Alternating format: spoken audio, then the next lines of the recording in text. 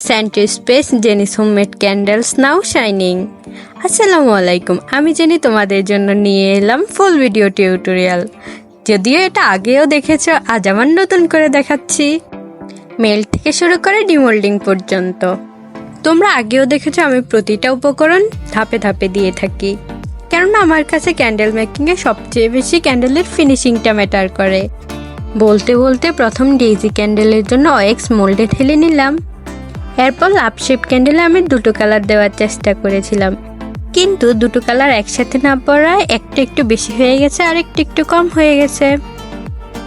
এরপর আসলো পিওনির পালা। এখানেও আমি দুটো কালারের ইফেক্ট আনার চেষ্টা করেছি। এখানে ওয়েক্স শর্ট পরে দেওয়া আমি 2 ধাপে ওয়েক্স দিয়েছি। এরপর আসলো 2 থেকে 3 ঘন্টা পর ডিমোল্ডিংয়ের পালা। প্রথমে ডেইজি ক্যান্ডেলটা ডিমোল্ডিং করে নিলাম। স্মুথ একটা ফিনিশিং আসছে, যেটা আমি শুরু থেকেই চেয়েছিলাম। এরপর আসলো লাভ শেপ ক্যান্ডেলের পালা। এটা একটু ক্রিটিক্যাল ডিমোল্ড করা, কিন্তু জেনি তো ধৈর্য সহকারে চেষ্টা করেই যাবে। এটার কালার যদিও আমার মন মতো আসে নাই, তারপরও অনেক সুন্দরভাবেই ক্যান্ডেলটা তৈরি হয়ে গেছে। এই ক্যান্ডেলের বিশেষত্ব হলো এটা যদি ঠিকমতো না বসে যায়, অর্থাৎ ঠিকমতো ঠান্ডা না হয়, তাহলে কিন্তু এটা ডিমোল্ড করা যায় না, অর্থাৎ ডিমোল্ড করতে গেলে এটা ভেঙে যায়। এরপর পিওনি ডিমোল্ড করার পালা।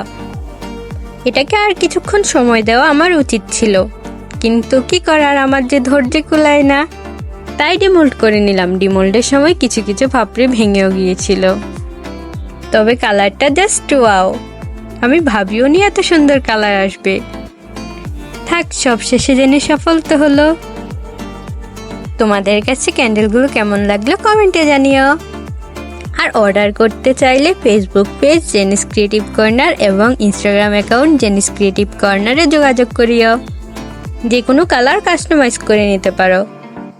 আর হ্যাঁ, কোনো ক্যান্ডেল মেকিং আইডিয়া বা কালার কাস্টমাইজ সম্পর্কে যদি কিছু বলতে চাও, তাহলে ইনবক্স করে জানিয়ে দিও। লাইক কমেন্ট করে পাশে থাকো, আর জেনিস ক্রিয়েটিভ কর্নারকে ফলো করতে ভুলিও না।